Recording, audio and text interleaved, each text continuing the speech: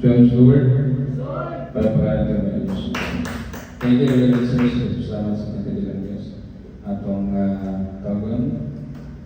Salamat, bilabid namin. Amen.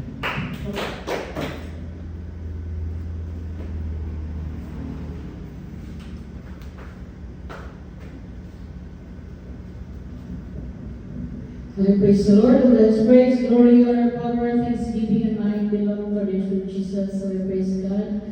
Nasa tanan, nagpasalamat ko sa pagbuong galay ng Diyos sa mayong panahon karon. Salamat sa iyang paghatag kay natong rasyon ng pagpanalangin, binagin sa iyang mga pagpapala, sa financial, material, physical, binagin sa spiritual. Salamat sa pagbuong galay ng Diyos na ibabaw pa. Yan kita bining lawa, o salamat sa iyang mga pagpapala, binagin sa iyong protection, sa kanato sa mga paglakaw, sa pagbiyahe, sa pagbiyahe, sa iyong mga projects, sa Ginoo, sa kanunan, nagawan kanila, o salamat sa paggabay sa pagbibiray ng Diyos sa paglalabing hasman, sa pagmalayo, sa pagtrabaho, sa paglalabing mama, o kanang salamat sa iyang grasya ng mga panalangin. Dinalangkutong ka ng dalawang kibaya, pasinumukang ang gusto, magdalamang sa buki, dalay ko ng Diyos. Amen. Yes, sir.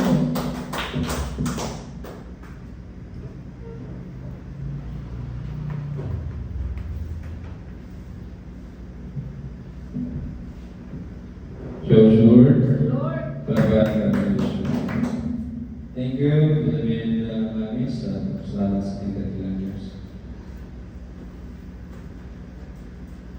At dalago po tayo sa ating Bible study ngayon.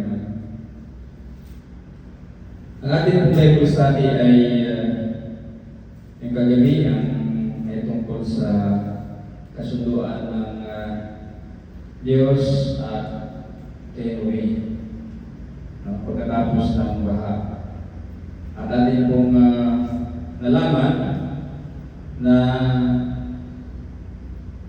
noong panahon na yan, pinayagan ng Diyos na kumain ng karni ng hayop ang mga tao. Simula ng panahon na yan kay Noe. Pero bago yan, nakita na ng Diyos ang kasamaan ng tao. Kaya nga nilipol ng Diyos kung makita ng baha, ng tubig, ang sangkatauhan maliban sa pamilya ni Noe. So, isipin po natin bakit nung simula tumaas ang or mataas ang buhay ng mga tao. Ang kinakain nila lamang ay ang pinayagan ang pagkain na kinakain ng Diyos nila ay butil at saka mga prutas. Sa panahon ni Noe, diyan nag-umpisa ang pag-ingki ng buhay. No? Kasi sabi nga ng Diyos na hanggang 120 lang, no? Hindi lalagpas ng 120 ang buhay ng tao. So kaya pinayagan niya kumain ng karne ng mga hayop. So ibig sabihin, ang karne ng hayop ay hindi nagpapahaba ng buhay, bagkus ito'y nagpapaikli ng buhay, mga kailangan. So kaya marami ang vegetarian. Pero marami ng mga vegetarian na hindi alam kung paano ang wisdom ng Diyos tungkol sa pagkain ng mga vegetables. No? So, lagi natin sinasabi dito or babanggit natin dito yung kamang-kamanghang kapangyarihan ng Diyos na hindi nagagaya tulad ng isang vitamina na napaka-importante sa ating katawan, ang vitamin D. Yan po mga member. Hindi po ito nagagaya. Nagkaroon sila ng pagkakataon na makita ito sa ibang mga prutas, pero hindi kapareho ng gawa ng Diyos na natural na talagang napakaganda ng kanyang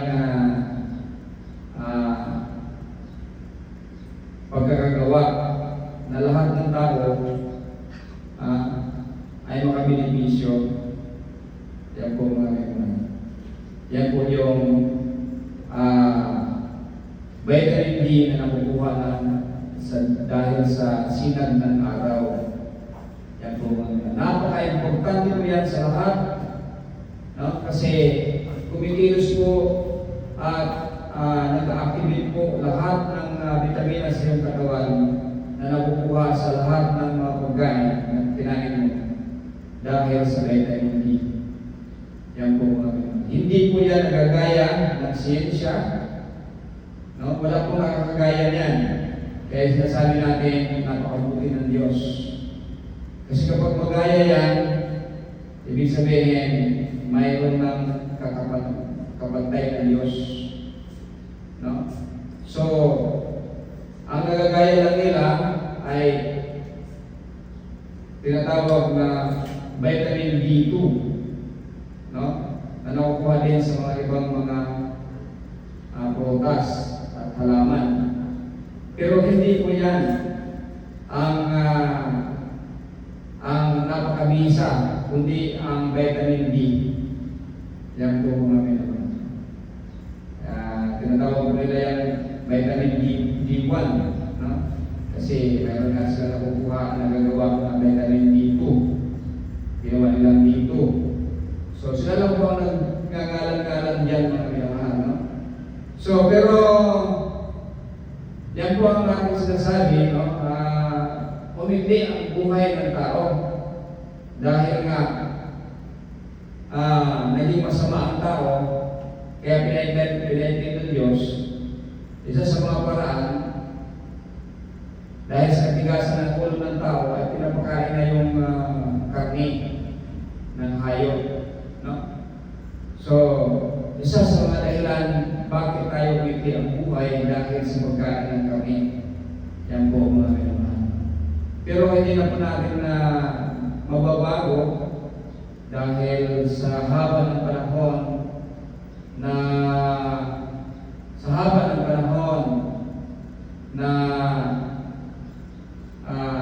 ang tao, ating mga ninuno, ilang henerasyon na ang lumipas ay kumakain na sila ng karne ng hayop.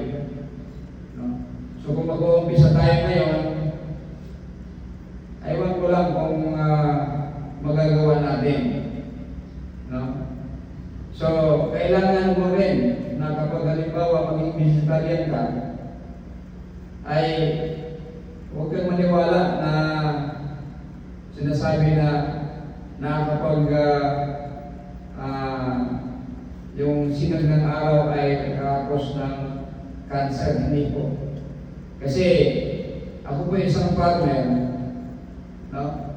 Kaya nalalaman ko po yung mga farmers tulad ko noon na mula umaga hanggang sa hapon, bilad na bilad ang buong katawan, wala naman pong cancer.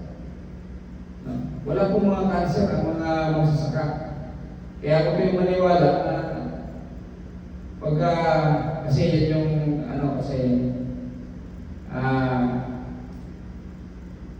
yan po kasi yung gawa ng Diyos na hindi na commercialize. No? Hindi ginaya, hindi magaya at mapagkatirahan. Tingnan ko yung vitamin D na mula sa araw. Yan po mga minamahal. No? So, kailangan mo na sundin ang kalooban ng ating dakilang Diyos. No? Kaya dito, nalalaman natin umiti ang buhay ng tao dahil sa pagkain ng kami. Yan po mga minamahal. So, yan po yung ating Bible study kagabi. Ang ating naman pag-usapan ngayon ay ang verse 6 ay chapter 6 ng Genesis, no? Ang chapter 6 ng Genesis, no?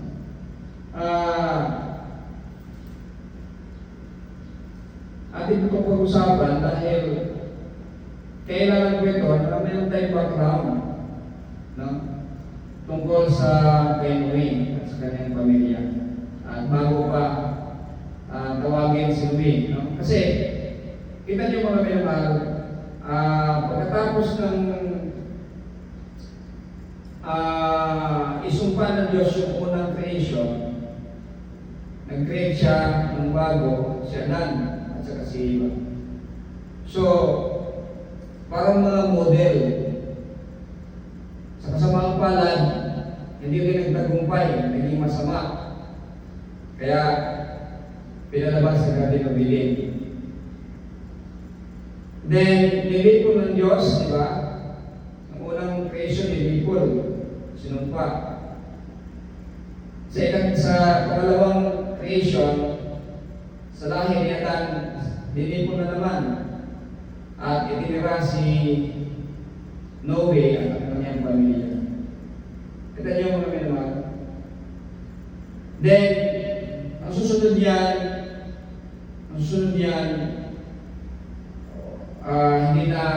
hindi na masyadong na-highlight yung pagtawag ng Diyos kay Eber. Kaya nga, nagkaroon ng mga tinatawag ng mga Ebri dahil sa pangalang Eber. Heber or Ebri. Yan po yan, pinamulaan ng Ebri or Hebrews dahil kay Heber. Tinawag ng Diyos, pero hindi gaano na-highlight. Kita nyo ang pasensya ng Diyos. Sunod, ginamit niya ang mga propeta. Si Father Abraham, then ginamit Jacob, hanggang sa umabot kay King David, at hanggang sa ating Panginoong Yesus. Ang hinirang ng Ama ng kanyang anak, unang anak, na masunuring anak. Yan po mga minamahal. Na una ding nabuhay muli. Kita niyo ang sequence kung paano ang pasensya ng Diyos, ang pag-ibig ng Diyos sa sangkatauhan. Kaya, tungayan natin ang chapter 6. Ang kasamaan ng tao.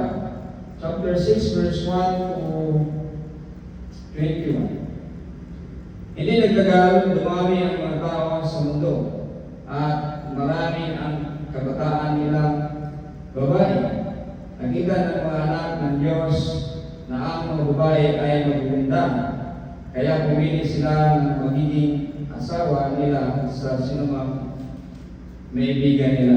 Itong anak ng Diyos na sinasabi dito sa ibang mga translation ay mga anghel. Yan po. Kasi noon, hindi pa sinira ang langit at saka lupa, no? Yung paakyat, parito pa ang mga anghel, no? Kumbaga, wala pang mga revelation siguro ang Diyos noon. Kaya, nagkaganyan, no? Na kasi pag-asawa ang mga anghel ng mortal. So, sinabi ko na yan noon na maraming tao ngayon na anak ng mga espirituhanon. So, kaya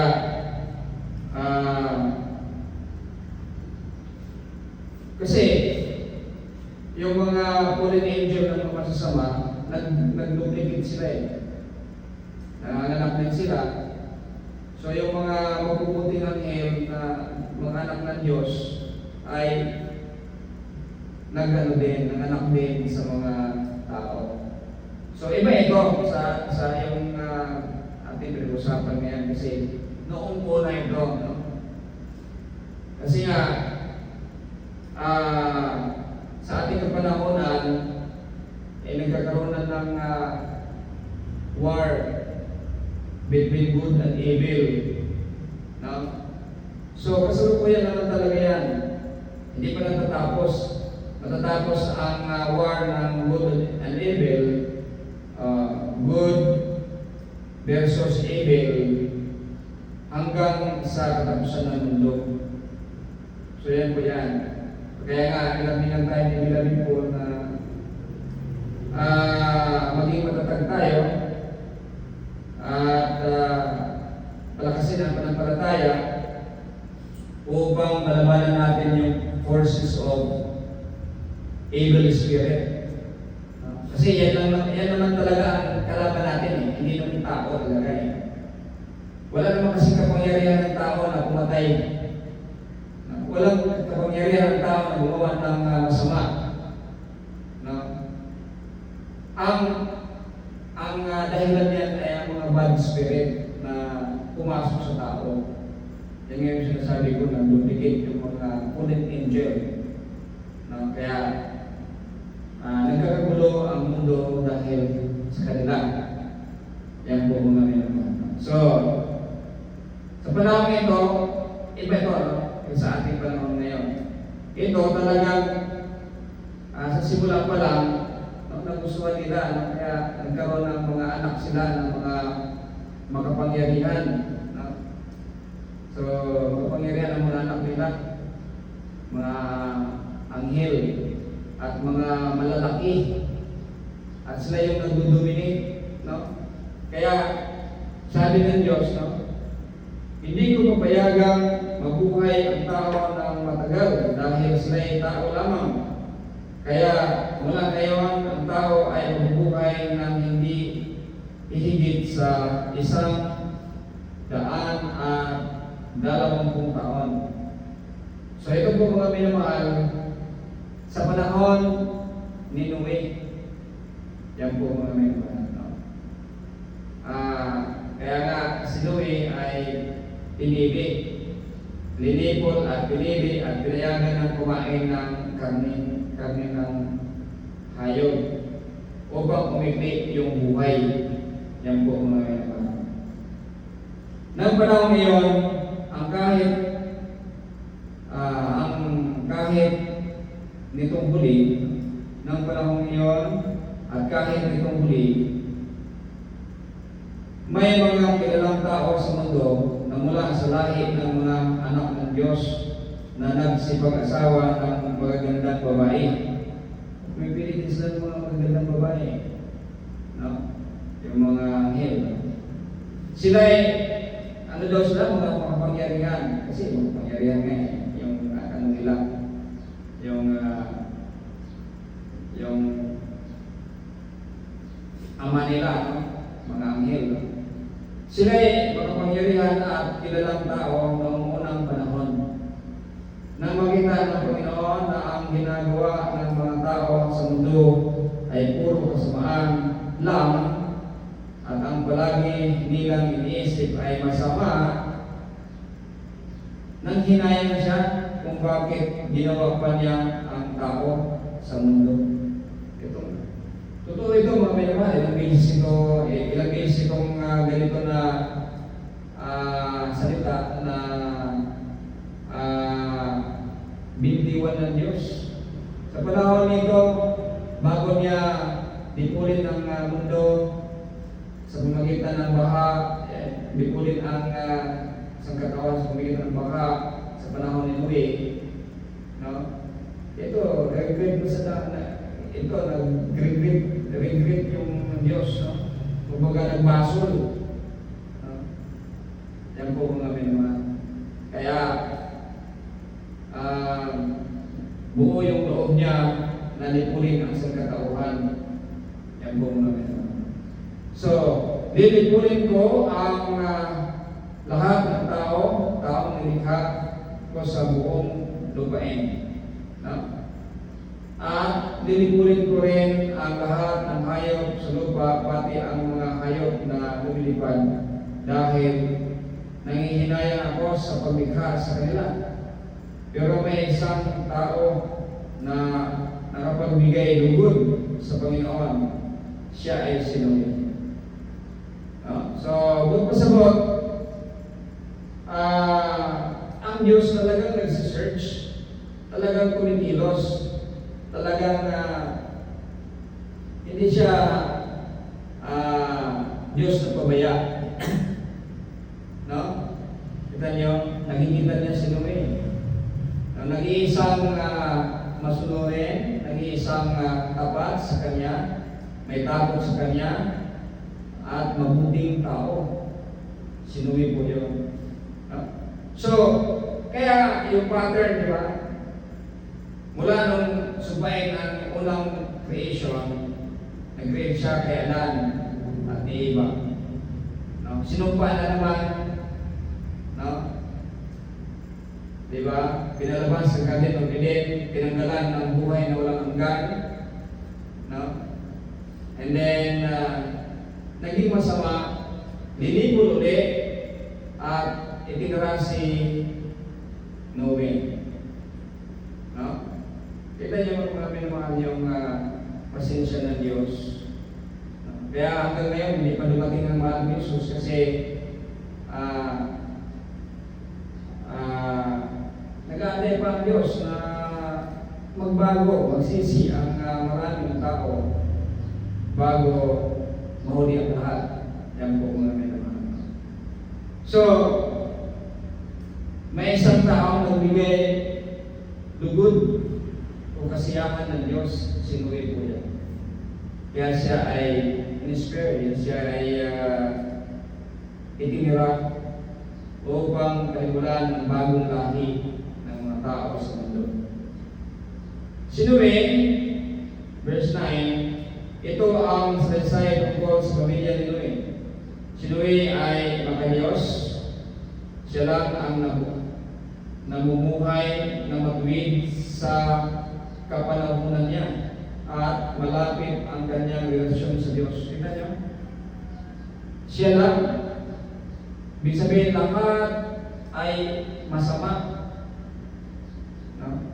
Siguro, iba't iba ang level ng kasamaan, pero masama pa rin. Kaya sinasabi ko, kahit napakaliit na dishonesty, kasamaan pa rin yun. Kaya iwasan natin. Magsisinungaling sa magulang, hindi gagalang sa magulang, umpisa po yan. Kasi isipin natin,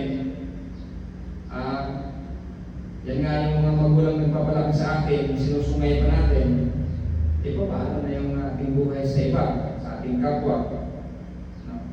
So kung ikaw ay nakikipagrelasyon ng mabuti sa iyong kapwa, tapos hindi ka nakikipagrelasyon ng mabuti sa mga magulang, yung pagrelasyon mo sa kapwa mo na pinakita mong kabutihan ay piki yan. No? Kasi wala namang nagawa ng mabuti yung ano bang ginawa ng mabuti sa kapwa mo sa iyo compare sa mga magulang mo. Pinaliki ka, sinublayan ng lahat, no? Yan po mga yan, pakitang tao lang yan, no? Pero kapag masunurin ka sa magulang at mabuti ka rin sa ibang tao, totoo yan. Talagang ikaw ay genuine na nakasunod sa kalooban ng ating dakilang Diyos. Pero kung lapasahan kasi ng magulang, mabuti ka kunyari sa ibang tao, ayan ay piki. Hindi po yan totoo. Mayroon ka lang motibo, mayroon ka lang mga gustong makuha o ano man, kaya gumagawa ka ng mabuti, pinapakitaan ng mabuti. Pero kapag ang tao mabuti sa magulang, no, tumatanaw ng utang na loob, tapos mabuti sa kanyang kapwa, yan ang totoong tao. Totoong karakter po yan. Yan po ang namin. So, yan po yung nakikita ni Gaan, no, kay Noe. Kaya sinasabi dito, walang ibang matuwid sinuwi lang sa kanyang kapanahonan. No? So, may tatlo siyang anak na lalaki na sina Shem, Ham at Japheth. Napakasama ng mga tao sa paningin ng Diyos at ang kanilang kasamaan ay laganap na sa mundo. Nakita ng Diyos na lubhang masama ang mga tao sa mundo dahil ang ginagawa nila ay puro kasamaan. Kaya sinabi niya kay Noe, lilingkurin ko ang lahat ng tao dahil sa kanila lumalaganap ang kasamaan sa mundo.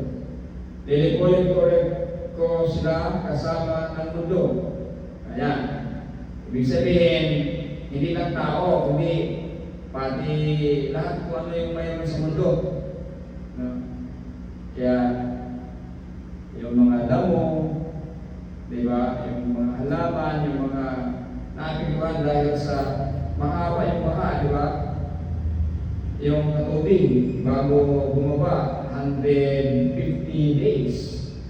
Ilang buwan po yan, no?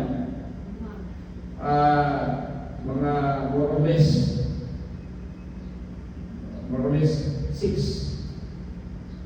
More or less 6, no? Mahigit 5. Yan po mga minamahal. Or 5. Sabihin natin 5, no? So, yung 5, talagang masisira nga yung mundo, no? Nakita ng Diyos, sana na yun?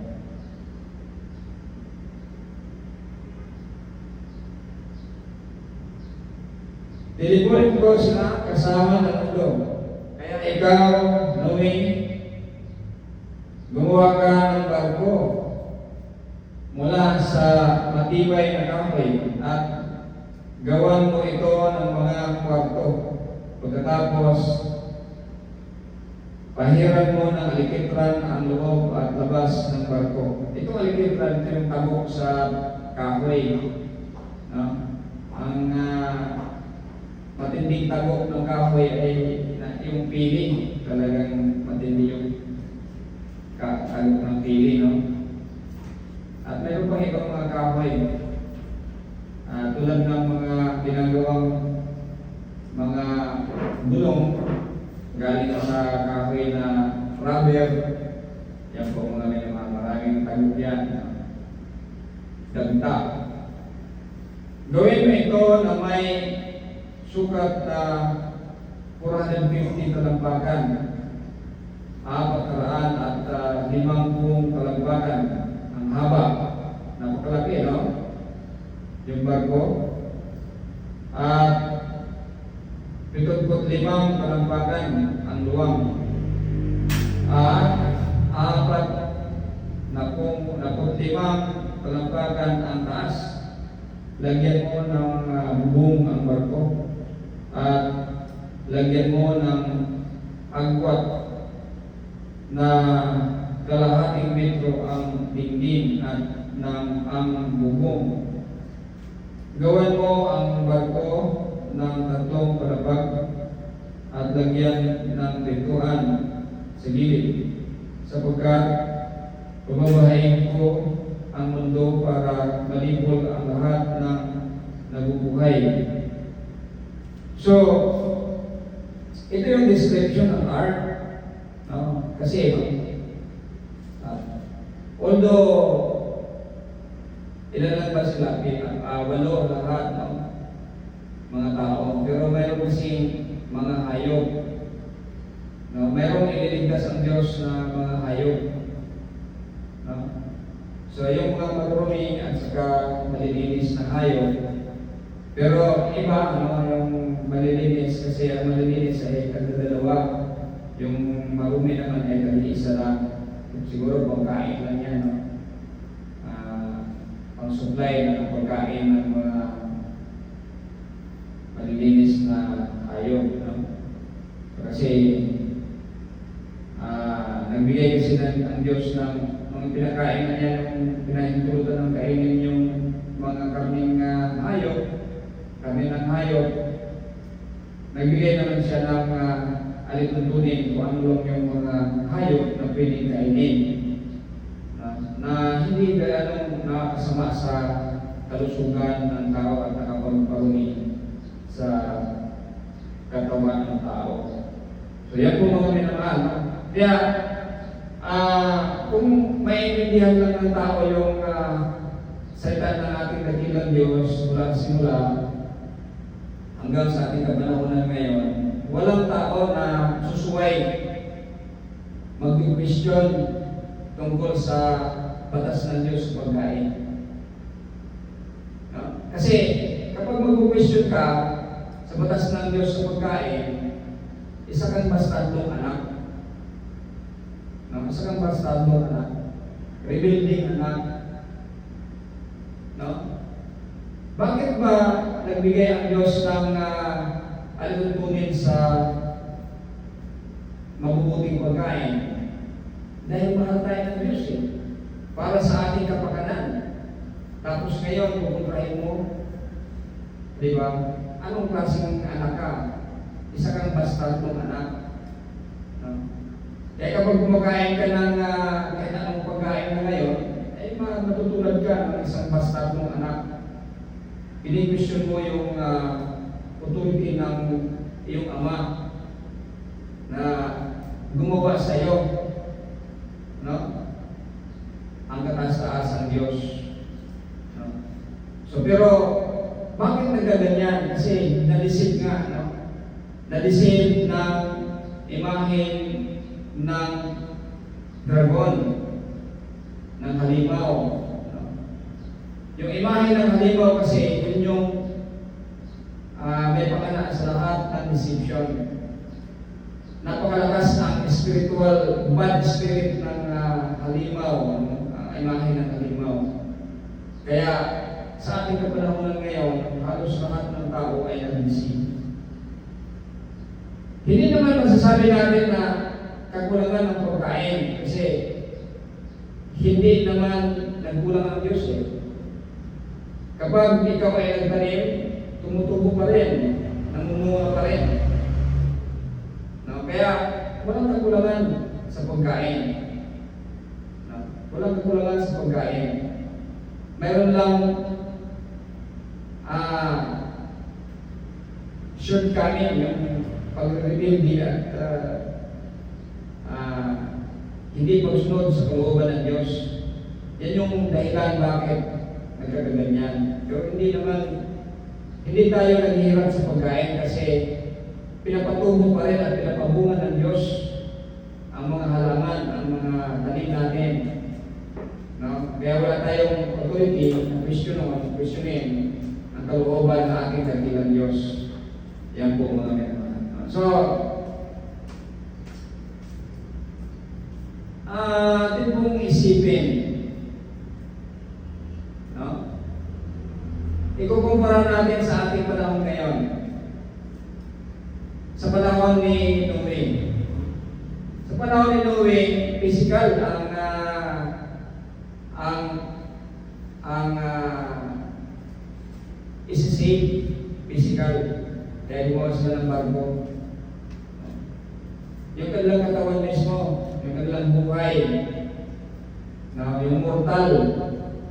Pero sa ating kapanahonan ngayon, ang isi-save natin ay ang immortal soul. So, tandaan natin yan mga minamahal. Ang isi-save ng Diyos sa panahon ni Noe, ay ang mortal soul.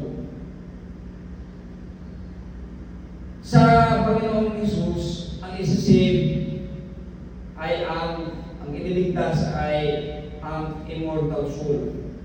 Kasi wala namang problema sa mortal soul. No? Yan po mga minamahal. Walang problema sa mortal soul. Pinubayad ng Diyos lahat. No? Ipinadala ang mga propeta na mahal ni Jesus. So walang problema ang mortal soul. Pinapatubo ng Diyos ang mga source ng pagkain. na walang problema ang mortal soul. So, ulitin natin, ang ililigtas sa panahon ni Noe ay ang physical or ang mortal soul, ang ating katawan na mortal. Sa panahon ng mahal ni Jesus sa ating panahon ngayon, ang ililigtas ng mahal ni Jesus ay ang immortal soul. Kasi mayroong mga digis na ang ating dakilang Diyos, umaabot na sa sukdulan, no? Dahil sa nakikita niyang kasamaan. Kaya nagbuo yung impyerno. Yan po mga. So, kapag talagang ayaw mong kumilala sa Diyos sa ating kapanahonan ngayon, isalipay ka na, itatapon ka na doon sa lake of fire. Yan po mga.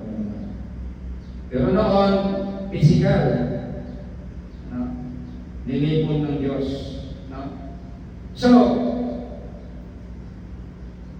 naligtas ba si Noe?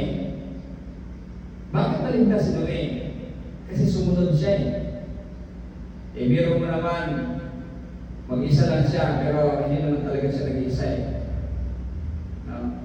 Ayon sa hindi nakasulat dito, tinulungan siya ng mga batong tao upang magawa yung ark. Kasi, paano naman gagawin ni Noe yan? Mag-isa lang siya. No? So, tinulungan siya ng mga batong tao. Yan yung mga anghel, no? Ng Diyos, no? Na tumulong sa kanya. Yan po mga minamahal. So, ngayon mag-iisip tayo bakit nagawa ni Noe yung ganun kalaking ark, siya lang, mag-isa. Yan po, tinulungan. Pero wala na po dito yan sa Bible. No? So, yan po mga minamahal. So, bakit si Noe at ang kanyang pamilya naligtas? Dahil sumumpalataya sila sa salita ng ating dakilang Diyos. Nung sinabi ng Diyos na gumawa ka ng barko kasi pilipunin ko ang mundo, pababahin ko, at dahil ikaw ay aking pinaluludan, ililigtas kita. Yan. Nakinig si Noe, kaya naligtas ang kanyang sambahayan. Yan po mga minamahal. So, i-compare natin sa ating panahon ngayon. Diba? Ganun din naman eh. May kaligtasan. Iba lang. Kasi physical yung dati, yung mortal soul. Ngayon naman, immortal soul. Life after death. Yung ililigtas. So ngayon, gusto mo ba na ligtas? Dapat tularan mo sa Noe na susundin ang salita, panampalatayaan ang salita ng mahal na Jesus. Kasi ang mahal na Jesus, siya ang tumatayo na may authority, tumatayo na nangangasiwa sa ating kaligtasan. Siya ang Savior, itinaga ng dakilang Ama. Kaya sundin natin ang mga salita ng Diyos. No? Ang tinuturo ng mahal na Jesus ay yun din naman yung tinuturo ng sa ngalan ng Ama. No? Yung mga propeta ng Diyos, mismo ang Diyos, nagbigay ng mga salita niya, at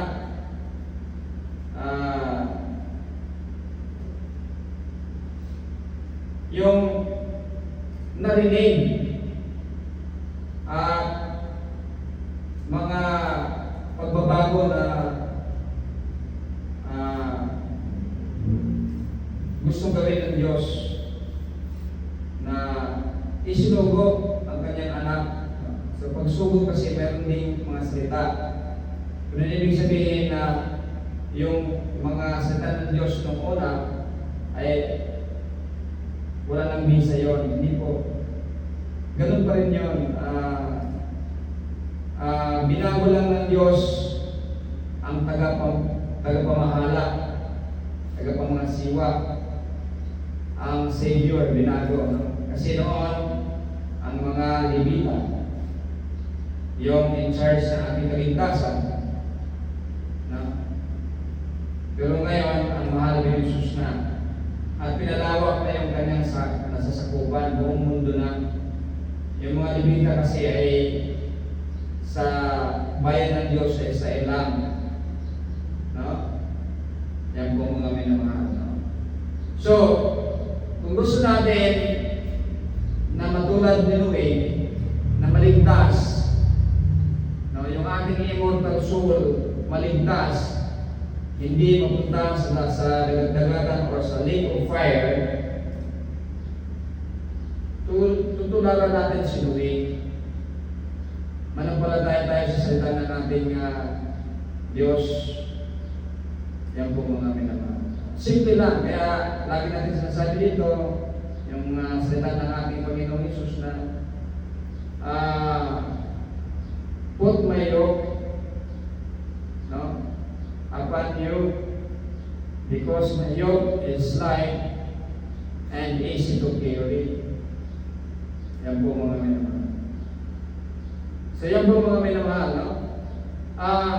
Kailangan natin maintindihan ang kalooban na ating dakilang Diyos. Kasi kung didiretso ka lang, babasa ka lang ng didiretso ka lang babasa sa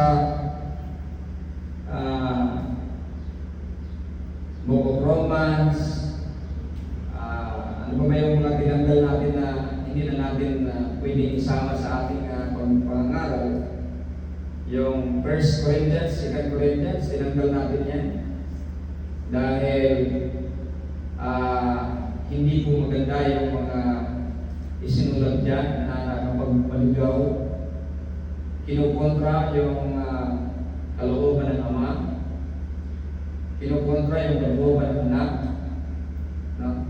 At sinasabi natin yung work of the Holy Spirit, yung sa ngalan ng Banal na Espiritu, yung mga nakasulat, nagmanifest yung Banal na Espiritu sa mga believers, no? Ay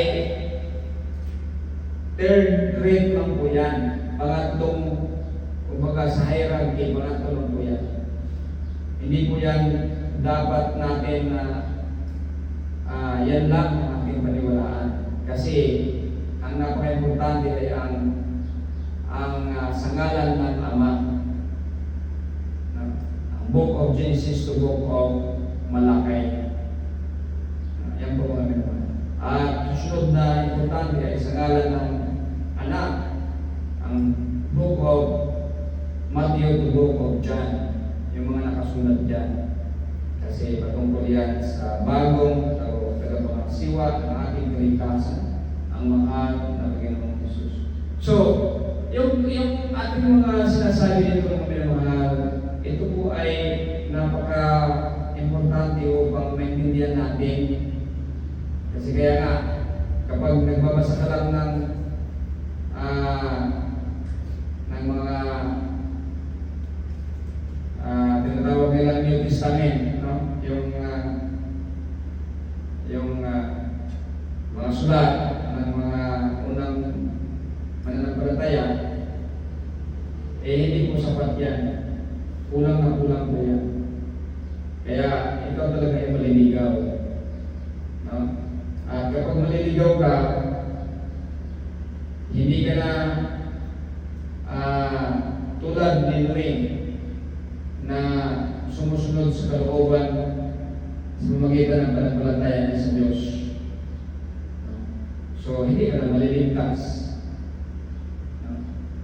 Kasi ang ating panahon at panahon ni Noe ay pareho na magliligtas ng Diyos.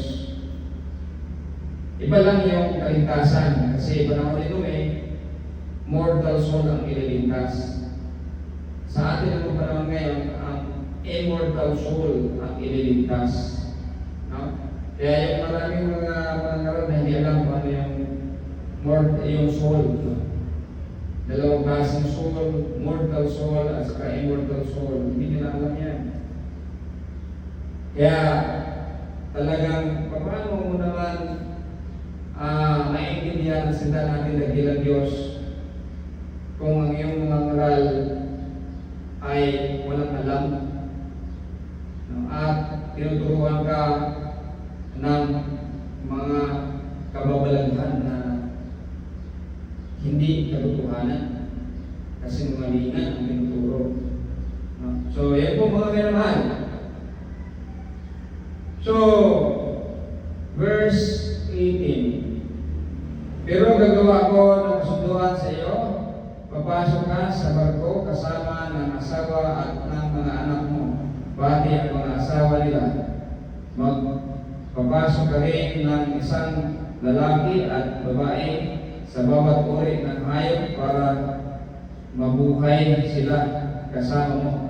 Dalawa sa bawat uri ng lahat ng hayop, mga lumilipad, lumalakad at gumagapang. Lalapit sila sa iyo para hindi sila mamamatay. Magdala ka rin ng lahat ng uri ng pagkain para sa inyo at para rin sa mga hayop.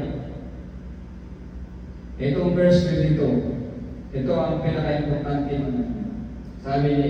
Sabi dito, sinunod ni Noe ang lahat ng inuutos ng Diyos sa kanya. Kaya napaka-importante ang pagsunod mo. So, tamang pagsunod sa tamang mga ngaral, no? Upang ikaw ay maligtas. Kaya dito, sino ang sinunod ni Noe? Ang Diyos.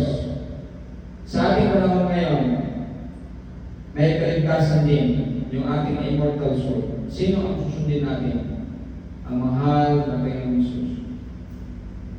Pinatunayan po ng Diyos yan, Ama. Sinasabi niya, He is my only begotten Son. Believe only to Him. Pawitan natin.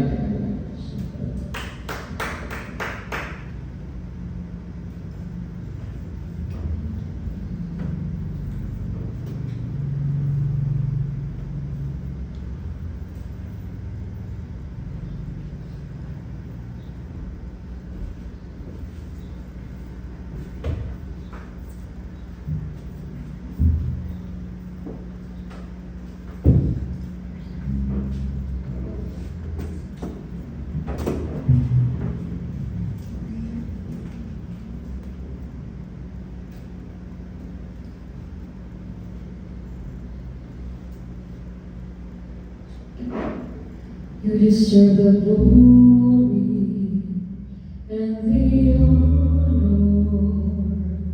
Lord, we lift our hands in worship as we magnify your name. You deserve the glory and the honor. Lord, we lift our hands in worship as we magnify your name.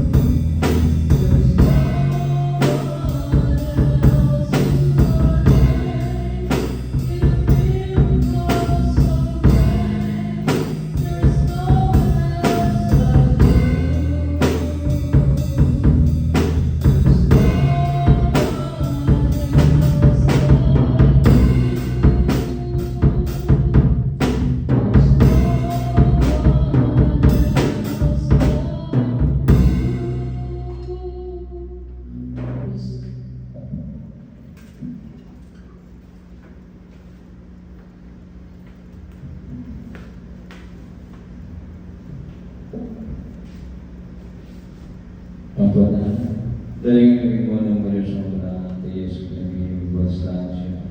Diyos ng Abraham, Diyos sa Chico, Diyos ng Pedro, Diyos ni Sayan, ay huwag dahil ng mga sa Panginoon. Salamat Diyos sa mga pulong na mo napatalimugan, tinadali kayo malabay ang kawang, may disok sa masangkasing, at kayo magamit sa kilabi o Diyos.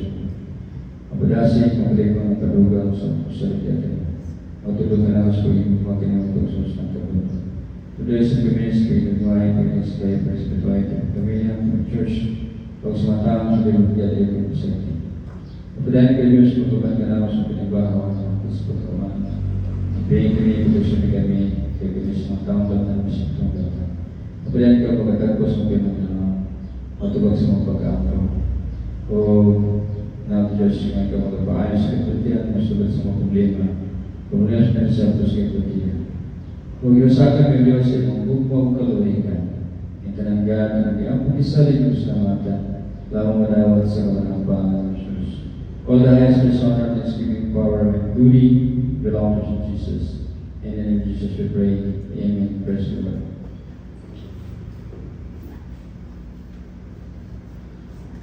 Selamat sa Panginoon. So, dalaw tayo sa paghandong sa dakilang pag-ibig ng mahal ng Jesus dito sa Cross Calvario. O bago tayo mag-ibig sa kay Lucas Ibaras, kawitan na natin ang ating dakilang.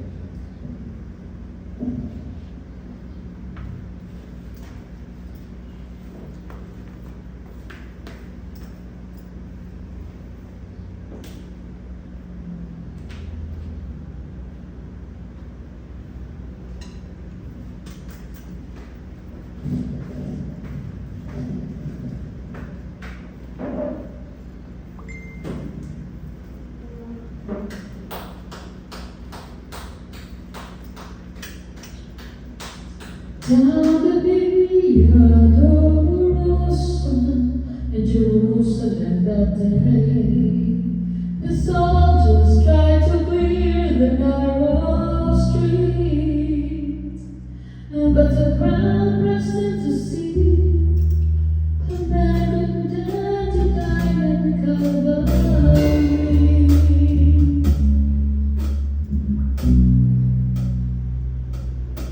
He was bleeding from a beating. There were stripes upon his back.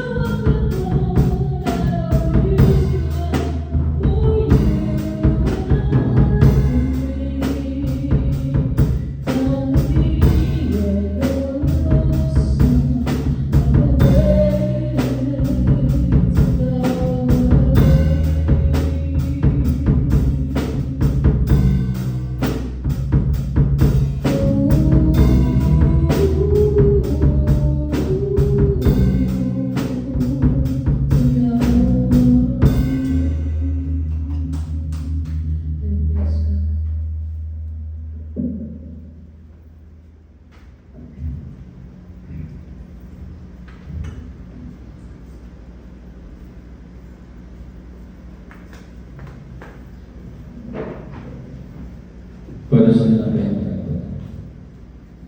Hallelujah, hallelujah, hallelujah. Dali ka naman ng Diyos, mga sa Diyos, kami nagdulog sa lang tilan. Nagapanguwi ka rin mo, ikaw Diyos, nababan ka na mo sa mga pag-tibig sa tinapay na nagasibulos sa lawas ng mahal ng Jesus ang ibigay dito sa Pagkabayo para sa kasalaan sa mga pagkapansa. Kaya ito Diyos nga yung kanyang panalinginan, yung kanyang tinood, ng lawas ng Jesus para sa kasalaan sa mga pagkapansa. O balisin kini nga makapadasi, makapalit ng kuwadugang sa sarili natin. Mabalisin kini makaayos sa katulad, masulot sa mga problema, problema sa mga sa katulad. Mga balatian, tingnan sa Allah ng tulad. O sa Diyos, yung mga kaming tagos sa pag-ampit ini. Yung kananigan, ang diampun isa rin sa naman ito. Lamang dawat sa ganang Panginoon Jesus. All the highest blessed honor and saving power and glory belong to Jesus. And in Jesus we pray. Amen. Praise God.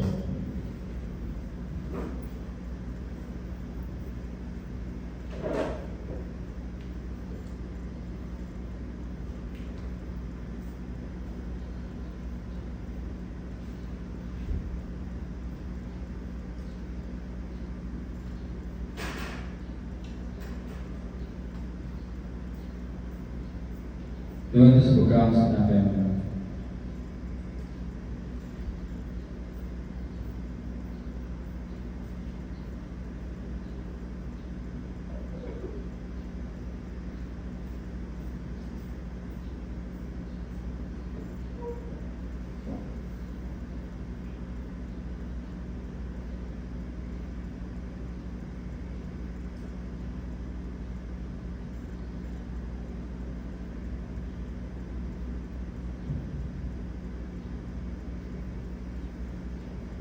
Para sa Diyos, para sa Diyos. Hallelujah, hallelujah, hallelujah. Dali kami mo ng mga Diyos, mga supot Diyos kami nagkadulog. Kani mo, simpla ang ilan. Kung nagpapangamuyo kani mo, pag-usap, ikaw Diyos, ang babae ka lang mo.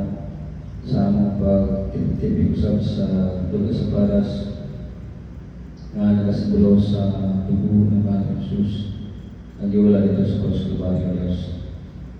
O yan, Diyos na ito ang panalangin ngayon kami ang kanyang tinuwag na tubo sa mahal ng Jesus nga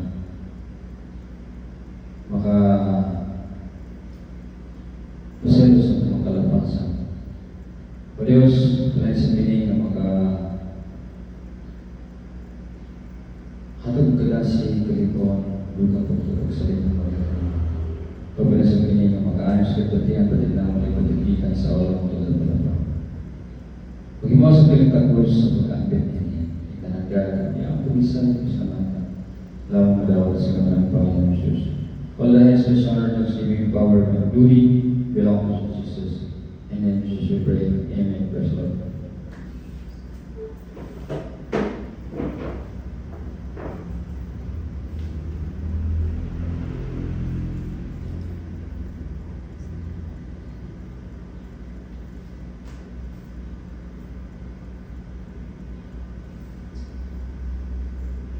Doon sa pag-itam sa tulad sa paras.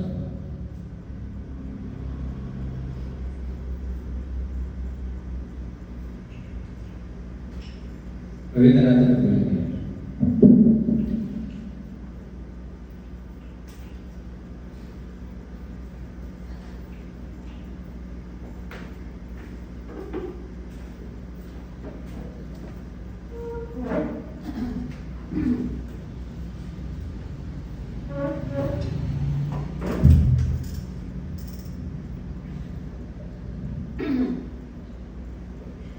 Thank you for the cross, Lord. Thank you for the price you paid, bearing all my sin and shame. In love you came and gave amazing grace. Thank you for this love, Lord. Thank you for the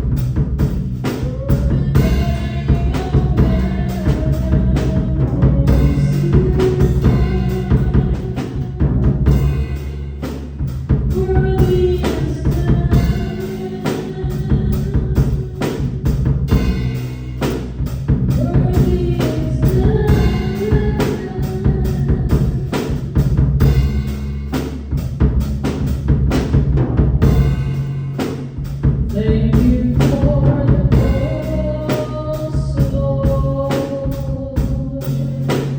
Thank you for the price you paid. Bearing of the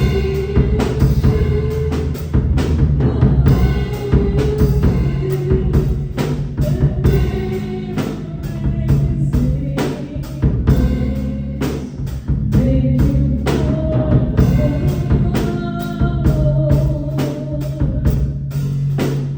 Thank you for the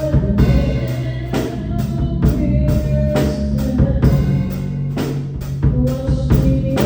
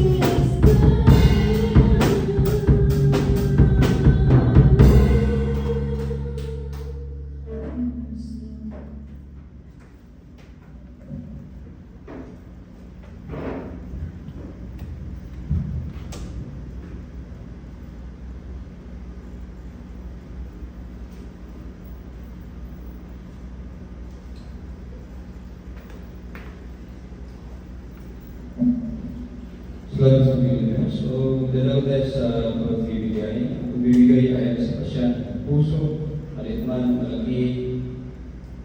Basta ito ay ibibigay na may pagkukumbaba at pag-ibig.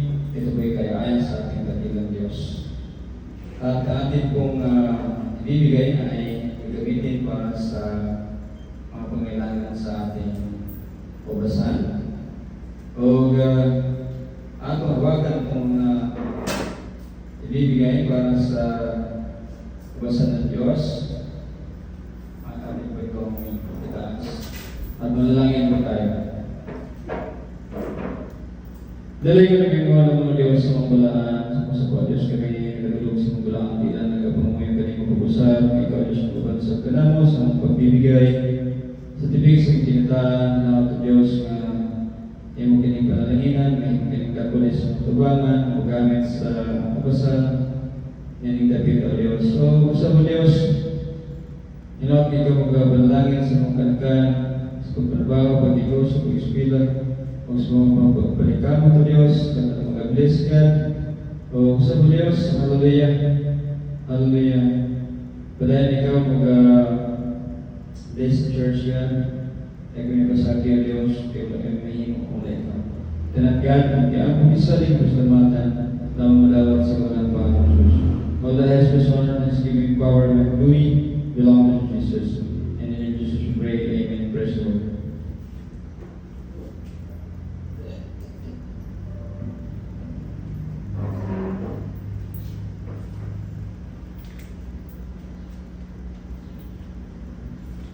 Napunta yung Florentino Max para sa patabang sa mga estudyante at membro sa ating church.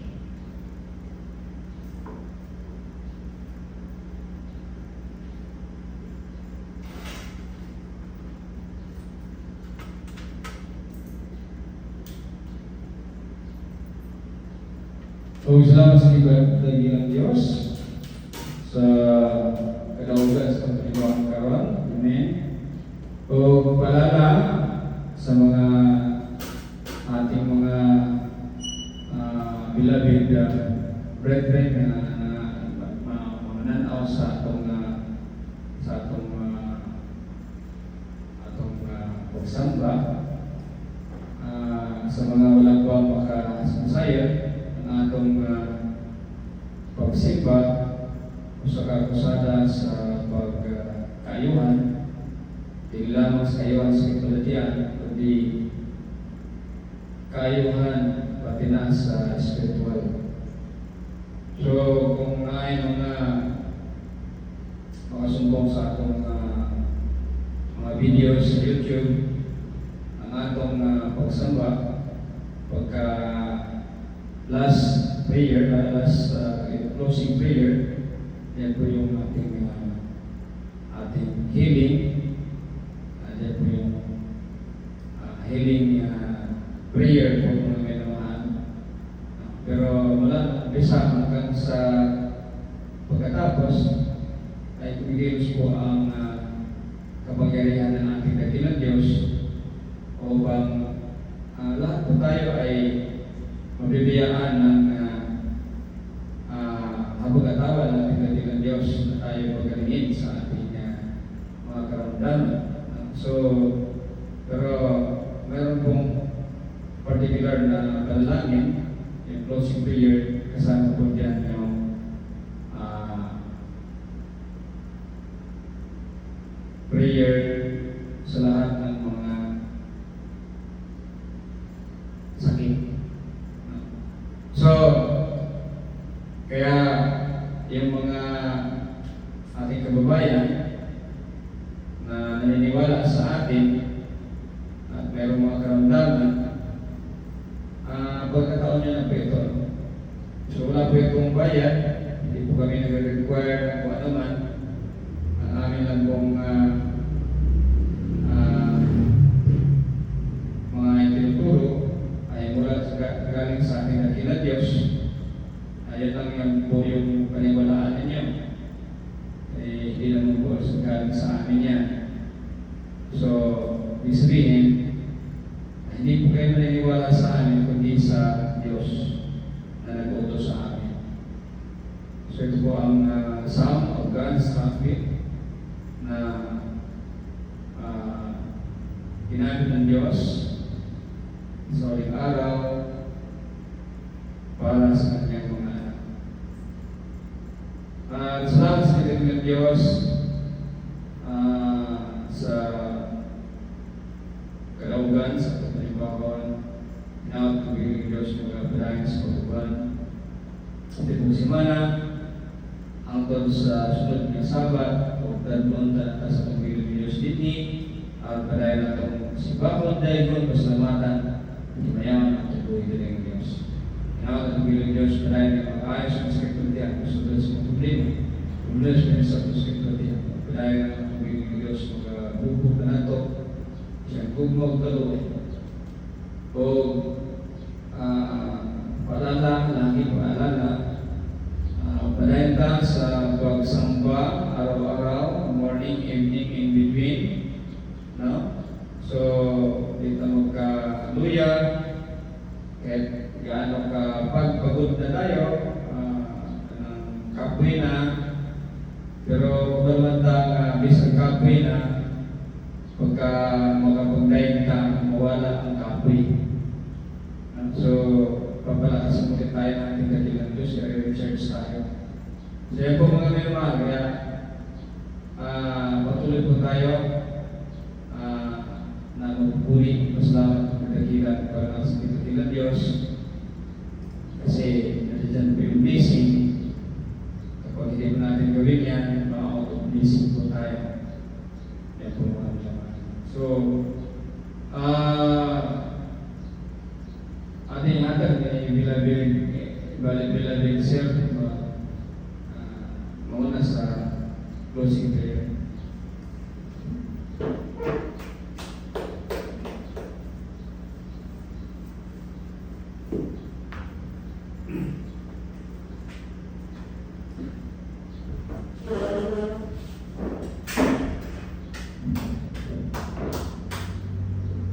Hallelujah, so Lord, sa pamuhan Lord, ang mga sa mga Lord, sa mga sa tuloy, sa mga imahan, sa mga service ng Lord, sa Lord, Iyong ito lang sa para kami mga dahil ng isang mga Lord. Ikas pa sa mga Lord, sa maging members ng pag-Panginoon sa mga ako, Lord, Lord, maging yung mga Jesus mo. Wala kasi Lord, Lord, maging yung mga galing sa salita po ni Lord. O ginawag yung kamay sa buka, terus pagulay, pinakaw, trabaho, o ginawag yung ibras mga discussion po sa boss na awin. Ginawag yung masilaw sa pagkasa. O tintrang yung mas pang-base sa buwan sa away, kasas sa ulo, ano sa palapa, kasas sa boss mo nila, mga bukhat, kasas. Sa usar yung mga presyo sa kinilagay sa grosis, kasas. Sa kumatra, kasas. Sa doon sa shibatis, kasas. Sa buko-buko, kasas. Sa eskulas lawas, kasas. Sa kumalis lawas sa batin, bulan naman kumalit ang puyin, kasas. Jesus said, Jesus healed his prophet of theirs, remember Jesus is a shepherd, we shall not take care of Jesus. All that is praise the Lord, for his saving the Lord Jesus. In Jesus' name, pray.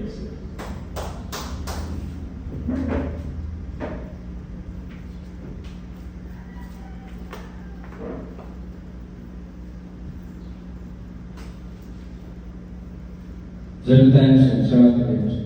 Hallelujah. Hallelujah.